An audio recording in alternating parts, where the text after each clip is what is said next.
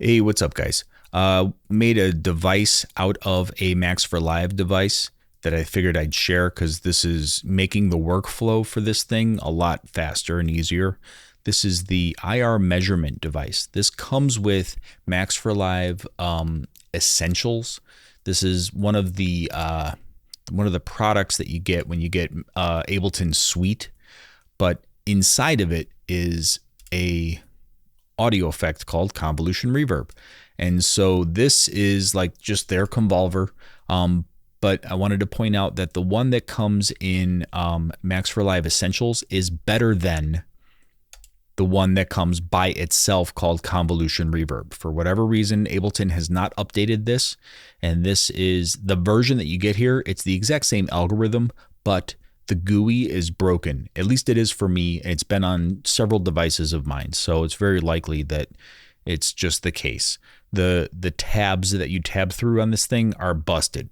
But the one that comes with Max for Live Essentials, the GUI is like a darker gray color. It's like cleaner looking. It's more modern looking or whatever, and it's just better. So just get Max for Live Essentials and you'll get the good Convolution Reverb. If you have the other one, you'll know it because you'll see like a lighter gray face to it, and the tabs won't work on the convolutions. But we're not even dealing with that part of it. There's 3 devices that come in this thing. There's Convolution and Convolution Pro, and then there's this, which is what the video is about. It's the IR measurement device. This thing will play sine waves or Dirac spikes into reverbs. You could do it with delays. You could do it with all kinds of EQs. I do impulse responses for, guitar cabinets and all kinds of stuff. But this right here is fully contained inside Ableton. It works just like Voxengo Deconvolver, except there's no messing around outside of your DAW. You could drop this in and use it in your set right, then and there. If you've got like a really spazzy algorithmic reverb that you want to maybe just make an IR out of so you can delete it, you can do that.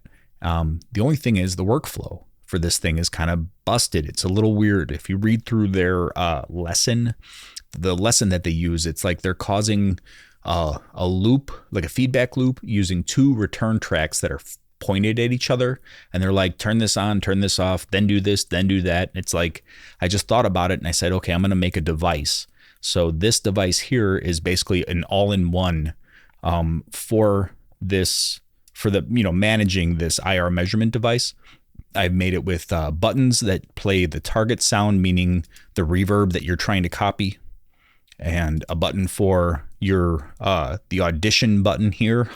This is after you've made your IR, you've done your sine sweep and it recorded it. IR measurement device will let you kind of like demo it before you export it. So this button, between these 2 buttons, you can A/B between the 2 of them. There's also a if you want to do it here, but I just use the buttons. And then I also have capture mode. This sets up the effects chain that I have built inside of here. Capture mode will do it so that all of the devices are on and the side chain is turned on and all the other stuff. And it just, all you have to do is just you hit capture mode and then you hit your sweep button. So set this up the way you want it. I'm just doing mono to stereo. I set the amps to 0 dB because we're 32-bit float. There's no clipping. So that's what I did. I'm doing the very high quality and the IR time of 5 seconds. So I'll fast forward through this probably. Let's see how long it takes for me to explain the rest of this while this is running. So what's going on right now is IR measurement device is sending a sine sweep. I've got this utility here that's kind of muting it. It's turning it down, 45, 46 decibels. And it's that sound, but I've just turned it down. I've got this set up on the button here, on the capture mode button, to turn on this utility and make it quiet because I hate that sound. But this doesn't affect the chain whatsoever. It's like outside, it's like one layer outside the chain, so nothing to worry about. But anyway, what's going on is this is playing the sine sweep, but then it's got to come back in the other end. It's got to come into the left-hand side of the IR measurement device. So what I did was I set up this gate to sidechain, and I'm monitoring the sidechain and I've got the sidechain listening to the post effects of the IR measurement device that I just put into a group. So I know that's a lot. That's a lot of technical words in 1 second or in one sentence. But just so you know, I've set it up 3 buttons, and then you hit the sweep button and you're golden. That's all you got to worry about. All right, looks like it's done. So let's listen to it. I'm going to play this drum loop. Well, actually, I think it might be easier. Let's do this. I'll go to target sound first. So this turns off this section, and it leaves the only thing in the chain that's open right now is this default reverb I put here. So let's listen to this. Okay. And then here is the IR that I just made while I was talking there for the last minute.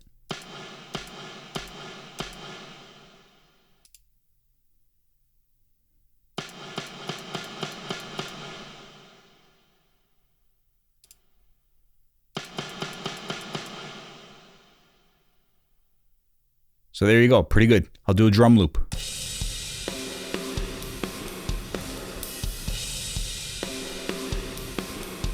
This is IR measurement device with it demoing the IR I just made.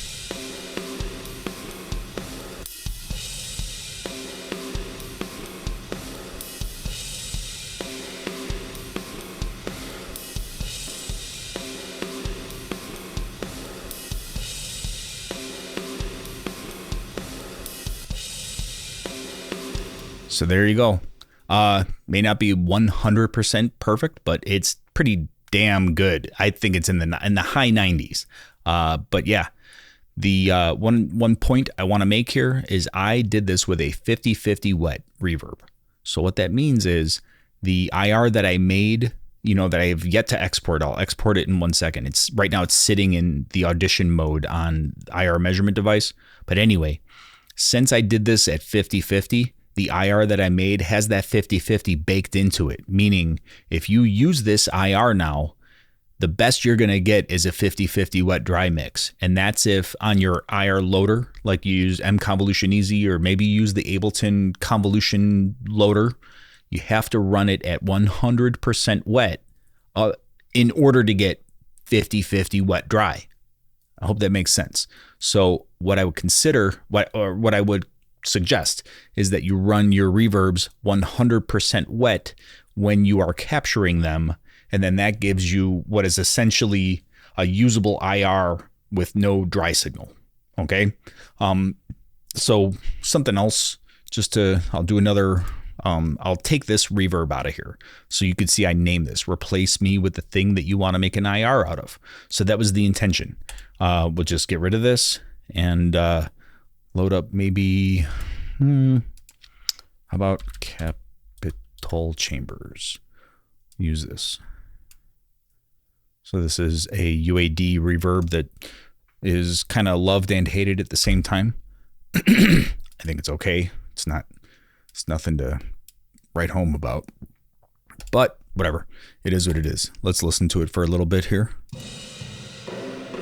And again, I've got this set at 15% mix, so I'm just going to listen to it and kind of vibe with it and get a sound, but then I'll turn it to 100%.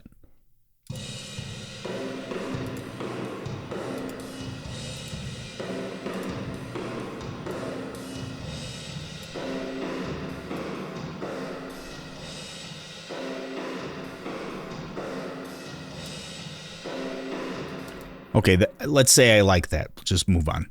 I'm going to turn this to 100% wet.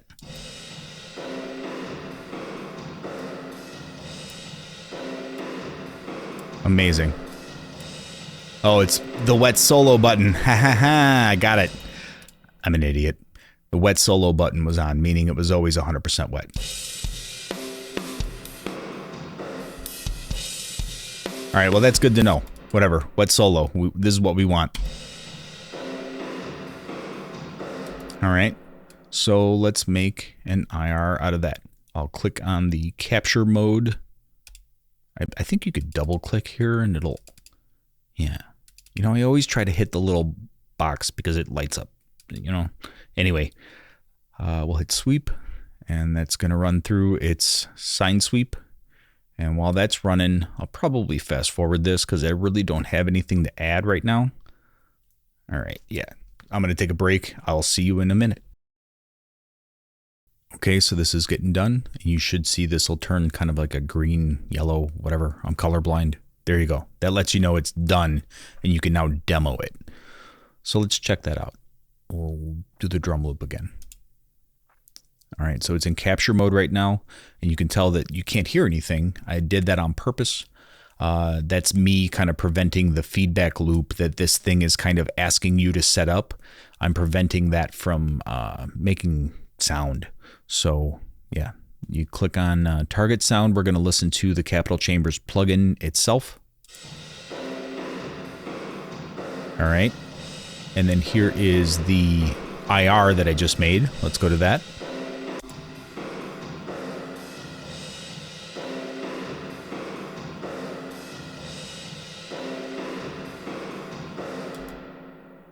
Let's listen to the tail on both of them. So I'll try to be quiet. Actually, I'll just mute my mic and I'll play you the tail. I'm just going to play you this, whatever, this one-shotty kind of snare or whatever this is, bucket rim that I have. Here we go.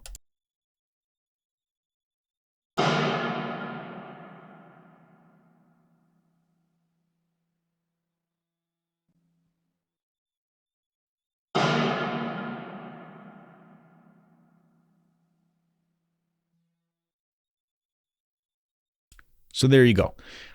Those are like, honestly, high 90s, dude. That's pretty freaking close. All right. So other little tweaks that I would suggest when you're exporting. I would trim and normalize just so that you get the loudest possible. I'll show you the difference. We'll save this down. Say mono to stereo. Yeah. I'll save this. I'll call it Capital 1. And oh yeah, by the way, it always saves as a .aif. You cannot save a WAV file for whatever reason. They just don't do WAV files. They do AIFs because they're German and they like Apple computers. I don't fucking know. But also beware if you rename something, like if I overwrite this, it will not ask me, do you want to overwrite? It's just going to fucking overwrite it. So all right, look, it didn't do it the first time when I was testing before I filmed, okay? It's asking me now. Anyway, it is not hard for me to look stupid.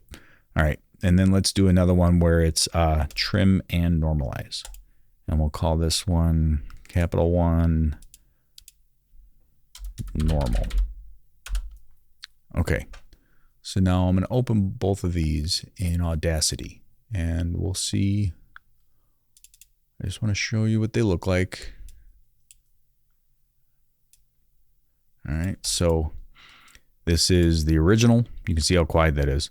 And here's the normalized one. So let me normalize this real quick. There we go. So you can see they're both the same.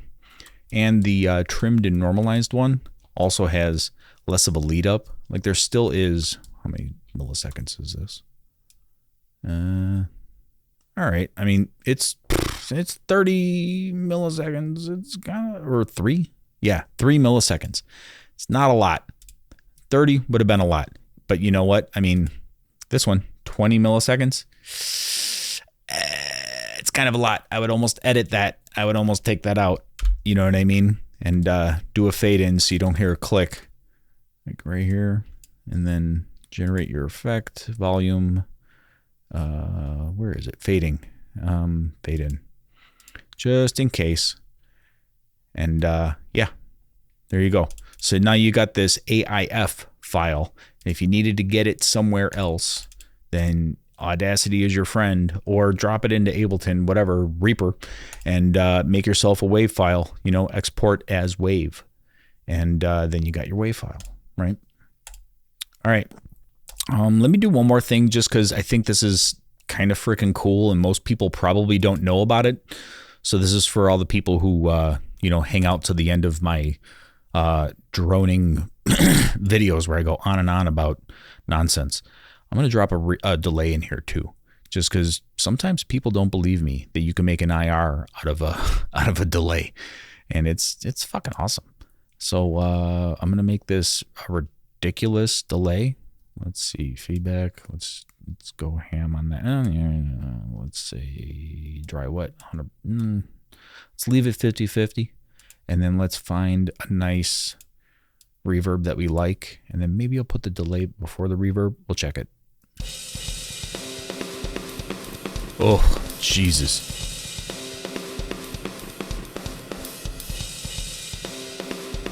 How about this? Let me unlink.